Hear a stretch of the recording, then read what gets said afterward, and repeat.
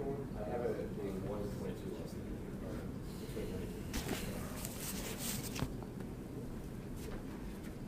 basically more than 22, and I said that it's more or less depending on the information, like shift in probability due to the information balance.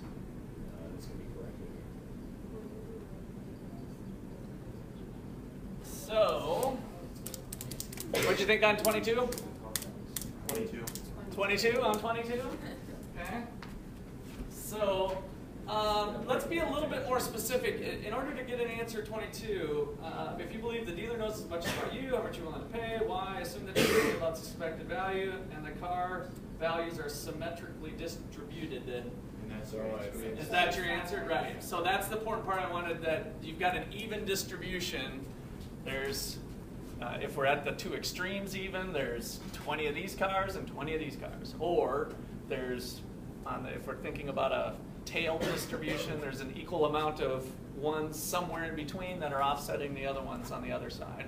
So either way, if we were to write it out, you guys might have just did the simple math of dividing by 2, but the expected value of the car is equal to, we got a 50% chance of getting a $20,000 car plus a 50% chance of getting a $24,000 car. Gets you your $22,000. To just kind of put it more formally into our formula for expected value, which will tee us up for some of the other stuff. All right, 23. Any questions on that? Now you believe the dealer knows more about the car than you.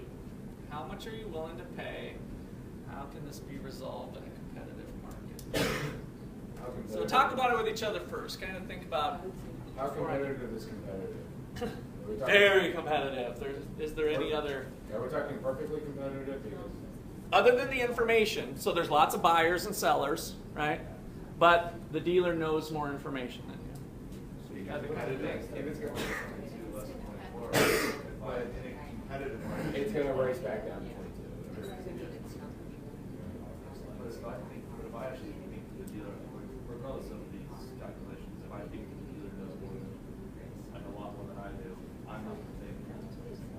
Yeah, I would be like, I mean, I know you if you're getting like a shady vibe that he's like withholding information from you. Yeah, that's why I but would I'm like, like- I'm dropping it below 20. I know would it. pay 20. No, I know what you guys are saying. I'm just going based off the calculations. Like, set up the problem the way that this is written. So you're basically reducing your probability down. So your probability of 20 is decreasing while the probability of 24 is increasing. So just based on I that. think you're probably 20. You know, more about you just being So they're going to withhold information. They're not going to withhold good information. Yeah. No, I They're not gonna understand. say, oh yeah, that's a brand new engine, but I'm not going to tell you that. I understand that, but then the only reason why I have a problem with that is that the way that you're setting this up means that having less information is in your interest then, because it's lowering the price of the car. If you have more information, or if the dealer has more information, then it should hypothetically raise the price up because there's incentive there to have. But if the dealer, let me jump in there. Go ahead, Chelsea. Obviously, the probability that you're getting a worse car is higher because you don't know what's And what now? Think put your dealer cap on. You guys have mostly had your buyer cap I on. do want to sell a lower value car. And what you're a dealer and you start to understand things and you know what type of buyer is going to come to you with what type of offer, given the information asymmetry. Yeah, and I mean, that's like kind of what I was saying. Like, a dealer's not going to withhold good information about the car. Like, you know, if they're going to withhold any information, like, oh yeah, that is having transmission problems. You know, they're not going to say like, oh yeah, that I'm not going to tell you, but that car has a brand new engine. You know what I mean? Like, they're not going to withhold good information because that's going to allow the price to break. If they're going to withhold any information, they're going to get that. If you walk into a dealer and say you're looking for a car between 24 and 20,000, the dealer's like, all right, here's my range. They're going to find you a car, good and bad quality, sell you the good qualities for a higher price, and not tell you about the bad ones. So I think the price is going to increase because you don't have enough information to know. But it's how much you're willing to pay, not how much you're getting. Right. Well, yeah, but if I understand how much you're willing to pay. You're If willing to- someone with a range your of willingness to 22, pay does he's decrease as going well. to want to sell it to you at the top of your range. Yeah, You're- but But your that's- willingness to pay absolutely does decrease because your probability is decreasing. The so price of you're the still car taking- might increase, I agree, but just like the willingness to pay of your side, you're not Yeah. gonna be willing Yeah. to pay more. Mhm. So if you're a buyer and you think, oh, he's only going to have crappy cars, 22 to 20, maybe I'll offer 21, then the dealer starts seeing that people are only willing to pay 21. What sort of cars does he start keeping to make a buck? The lemons, the 20s. So now the dealer has 20s, and buyers start to understand that or think that that might be going on, and so they reduce down again. They ratchet down from 21 to something lower, ultimately leading towards only $20,000 cars being sold by dealers and exchanged. That's how this model, under certain restrictive assumptions, not playing too much into it, but we're going to gravitate down towards 20 would be the equilibrium Can you under like those kind of write out assumptions. like a little description as to why? Yeah. Because like, I understand, but I don't know everything how it influences.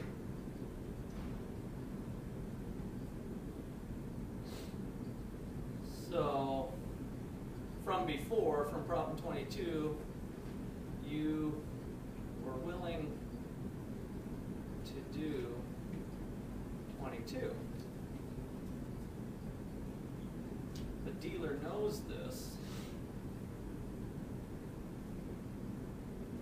and now only sells cars between 20 to 22. This changes your average, changes your expected value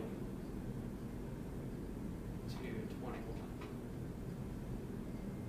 So it starts kind of, that's just kind of the first line of thinking here of ratcheting it down. And then let me just put and so on, down to 20,000. So only low value lemon cars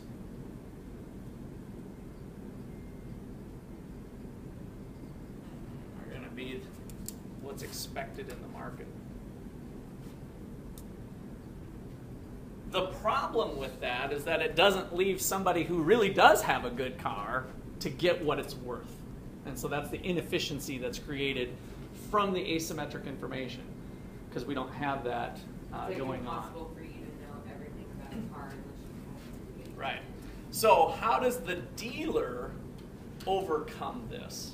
If they have the knowledge asymmetry, they have more information, they still would like to sell a $24,000 car for $24,000 and make their money on it, right? Maybe like the So what do the warranty. dealers do? The warranties. And so the warranty is the lemon solution to that. So we have the lemon laws. The government kind of had to do it, but the market on its own would probably start to do this as well, that the reputable dealers would offer these warranties. And so it's like, hey, I'm telling you the truth, and if I told you wrong, you come and bring it right back and I'll make things right.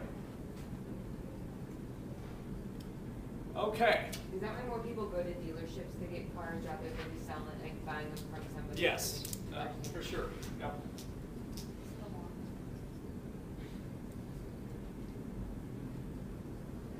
Oh, my handwriting's not getting too good here. Okay, so next problem, little principal agent action.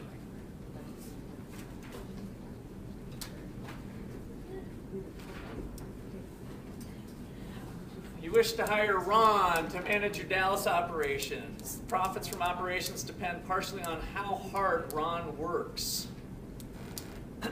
If Ron's lazy, we got a 60% chance of earning the $10,000. Hard worker, 20%. Here's the profits. With the lazy, you got a 40% chance of getting $50,000. If Ron's a hard worker, we've got an 80% chance of getting $50,000 versus a 20% chance.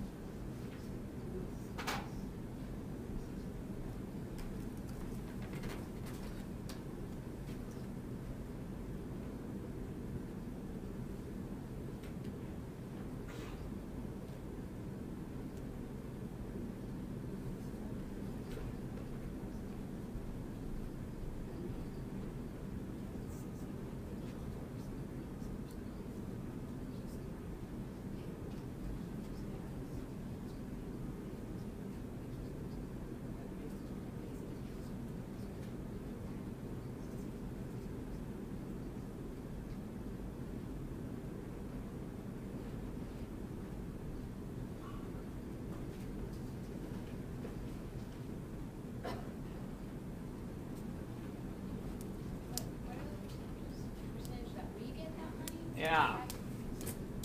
So we've got the percentage profit to the owner, the principal, right? And then we're trying to say, what is the fixed percentage of the profits should you offer Ron? So we got to think about Ron's paycheck of, if he's lazy, he's going to get this amount. And then if he's a hard worker, he's going to get a different amount. But working hard has a personal cost of $1,000. So that actually hurts him a little bit, but it's fixed at $1,000 on a given day. So generate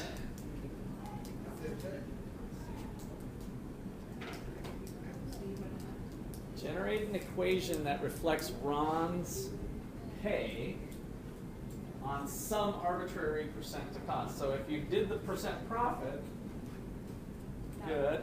Now Ron's going to be paid some fraction of that, right? So just maybe throw a little P into that. But it really was generated from PEP, right? And you just kind of followed it through. You'll get a percentage of that, a percentage of that, and then the math just works out that he's really getting the income times the percentage. 26. Did you guys get 26 for the? Oh, I didn't. No, not the overall percent. Did you get 26 for the lazy profit? Okay. So then think about Ron getting paid a fraction of the 26, similar to our real estate agent. So you can just give a fixed percentage P, like he's going to get 5%, 10%, 50%, 75%. If you got 100%, you get it all. So that's not going to work, right? So it's just a fixed percent P, and how that would have played through the math is P would have been factored in with the profit the whole time. And that ended up generating Ron's income. And then it's going to be the same thing if he works hard, except then you got to take into account the $1,000.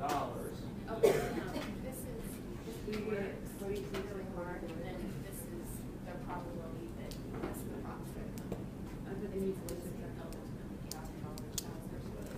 And this looks like a fun one to leave you hanging, because then what would you do? What would you do to calculate the percentage, the optimal percentage? Set them equal to each other and solve for P. Is it 42 or 41? So make sure you look at that. 42 or 41. That's all I'm going to say. I'll leave you hanging. I expect all perfect papers on Monday when we return.